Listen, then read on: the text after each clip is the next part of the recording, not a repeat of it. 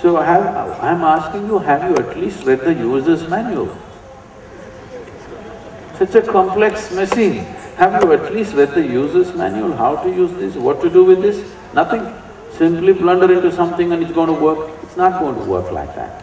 Then to be peaceful and joyful are moments. It is all stored in the album, when they were happy. They took pictures and put it there.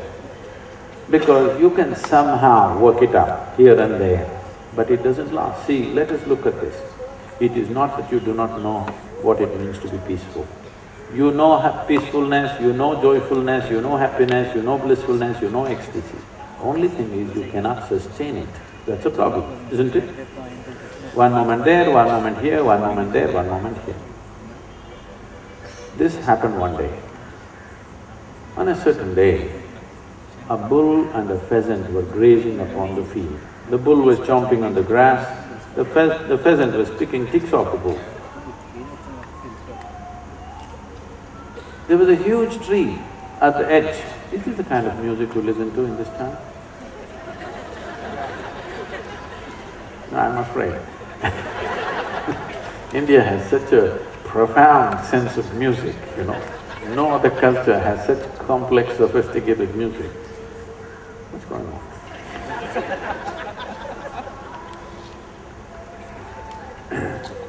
So there was a huge tree at the edge of the field. The pheasant looked up at the tree very nostalgically and said, "Oh, alas, there was a time I could fly to the topmost branch of the tree. Now I do not have enough strength in my wing even to get to the first branch of the tree." The bull very nonchalantly said, "That's no issue, just eat a little bit of my dung every day. Within next 15 days, within a fortnight, you will get to the topmost branch of the tree."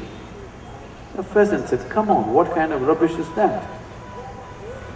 The bull said, "Really, just try and see, the whole humanity is on it." Very hesitantly, the pheasant started pecking at the dung. And lo, on the very first day it reached the first branch of the tree, within a fortnight it did reach the topmost branch of the tree. It was sitting on top of the tree, just beginning to enjoy the scenery. An old farmer was rocking on his rocking chair. He saw a fat old pheasant sitting on top of the tree. He pulled out his shotgun and shot the bird off the tree. The moral of the story is, many times even bullshit can get you to the top, but it never lets you stay there. Yeah, I want you to understand this. If you are happy, if you are joyful by your own nature, you can work, you can create things, you can get married, you can bear children, you can build this, you can build that. But right now you're trying to work it the other way. Miserable people, they think by getting married they're going to become happy. Two miserable people, they will multiply misery, not joy. If you are joyful by your own nature, everything becomes a fruitful process. If you're miserable and you think a particular action is going to make you joyful, it will last for one day and then tomorrow morning everything is different. The fundamentals of human experience is happening within you, isn't it? So when the whole experience of life is happening from within you, the quality of your experience is determined from within. At least what's happening from within you must happen the way you want it, isn't it? If this experience of right now, if your experience of life happened the way you want it, would you keep yourself ecstatic or miserable? I want to hear that, please make a choice. Highest level of pleasantness, yes or no? If you had a choice for yourself, highest level of pleasantness for yourself, what you want for your neighbor may be debatable, but what you want for yourself, it's very clear, isn't it so? You must make this very clear to yourself. If you had a choice, you would choose the highest level of pleasantness for yourself and nothing else. But the whole experience of life is happening from within. If it's happening from within, who should decide? Now why we have come to such a thing is, right now, we think it's all happening from outside. It once happened on a certain day. Shankaran Pillai, you heard of him? Yes. Shankaran Pillai was going home. Rules at home. 8 o'clock he must be home. He looked at his watch, it's only 7:40, still 20 minutes there. So, he thought he'll have a quick drink and go. He got into the local bar. He had a quick drink and a quick drink and a quick drink and a quick drink and a quick drink. Then it says 2 a.m. You know, drinking people are like yogis. They become timeless. No sense of time. Kala Bhairava, you know. So he saw it's 2 a.m., for sure it's late. So he tried to get off this high stool and go towards his home, but it's such an unfair world. Any number of people every day chanting this, how unfair the world is. Shankaran Pillai suddenly realized what an unfair world it is, that a man is asked to walk on a round planet. How unfair is it? And it spins. Tell me. He just tried in every possible way. It was very difficult. Is it fair that a man should walk on a round planet which is spinning all the time?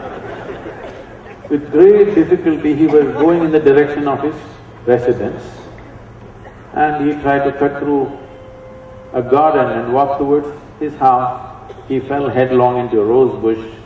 His face became a mess. He somehow gathered himself, went to the house, and you know the keyhole, they make it so microscopic. He searched everywhere. It took 20 minutes to find the hole. Then he opened it, somehow went, crawled into the bedroom. Fortunately for him, the wife was a big sleeper. So he crawled into the bed and wanted to sleep. Then his face was hurting, then crawled out, went into the bathroom, looked in the mirror, it was a real mess. So he opened the medicine cabinet, applied medicine, put band-aid, plaster, everything, and crawled into bed. Morning 8 o'clock, the wife took a bucket of cold water and splashed it on him. He woke up, waterboarded. And he said, why, it's only a Sunday? She said, you fool, again drinking? He said, honey, 6 months ago I promised, after that I have not touched a drop. She grabbed him by the shirt and took him into the bathroom. She showed him. All the plaster was on the mirror.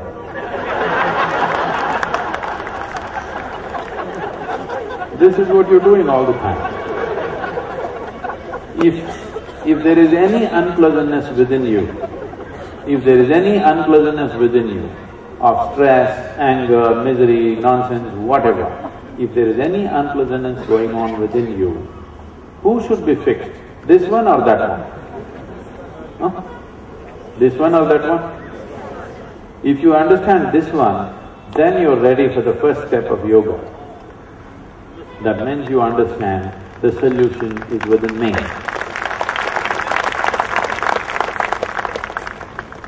If you understand, for your peacefulness, for your joyfulness, for your well-being, for your health, the solution is within you, then there is a solution for you.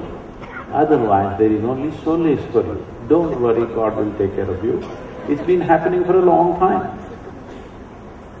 I'm not questioning the nature of creation. See, you must understand this. What did you have for lunch today? Okay, I shouldn't have asked this Vijayawada. Say something more interesting. Don't say just rice. Doesn't speak well of your family. Say something, at least you said biryani.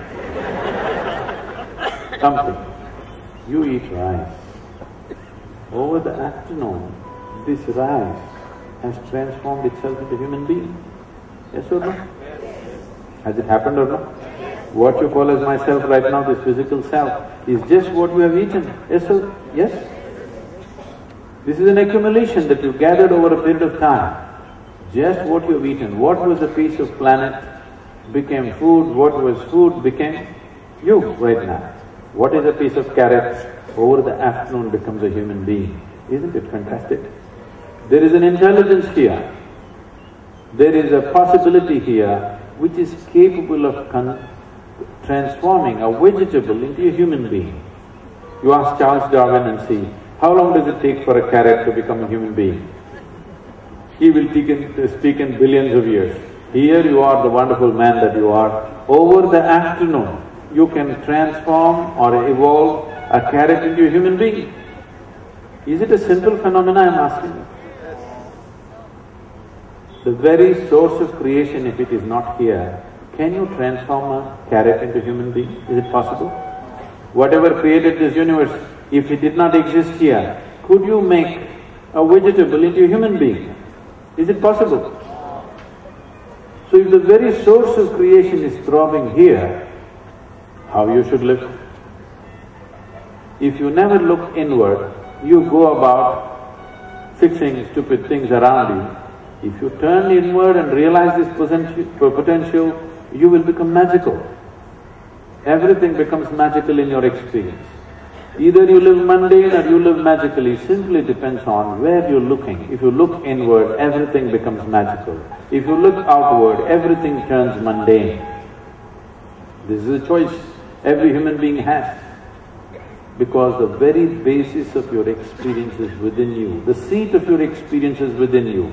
Whether it's joy or misery is caused from within you. When it is so, should you not take charge of this? Should you not take charge of this? You're expecting somebody else to make happiness for you. It's never going to work. Somebody else, we want to fix somebody else for the ambience. They cannot bring happiness to you because it happens within you. Peacefulness, happiness, pleasantness, unpleasantness, whatever is the nature of your experience happens from within you. So for this, how to generate this, how to make this work the way you want it. So this whole mechanics, he started Adiyogi explore for many years, and he gave this elaborate knowledge to the world, and then asked these 7 people to go in 7 different directions in the world. One went to Central Asia, another went to North Africa, another went to South America, another went to Southeast Asia, one came down to what we call as the Indian part of Himalayas, one stayed with him, and one more, who is very important for us, Agastya Muni, came down south. He is known as the father of southern mysticism because he did not spare a single human habitation south of the Vindhyas.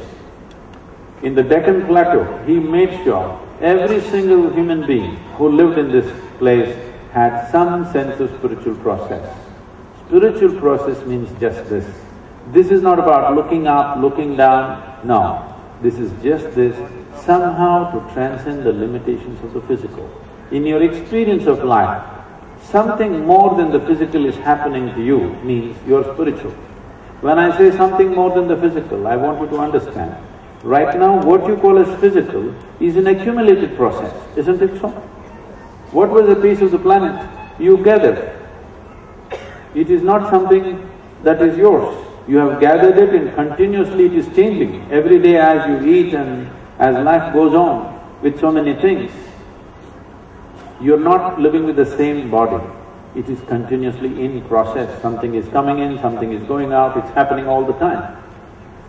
So what you call as my body is just planet Earth. You must get it right now, that this is not you, this is just something that you accumulated. If you get it now from me, you can live a fruitful life. Otherwise, one day you will get it from the maggots when it's too late. You know, everybody will get it one day, but the sooner you get it, the better it is. When I say this is not to create some bizarre images in your mind. The thing is, this is the most fundamental thing. What you are and what you are not, there must be a separation. See, right now, there is water in this vessel. Is this you? No. If you drink it, will it become you? See? Whatever is not you becomes you should just include it into yourself. So this inclusion, trying to include, is happening in many different levels because this is the longing of a human being. He wants to be something more. When they want to be something more, the most basic way is to eat more. They'll become something more.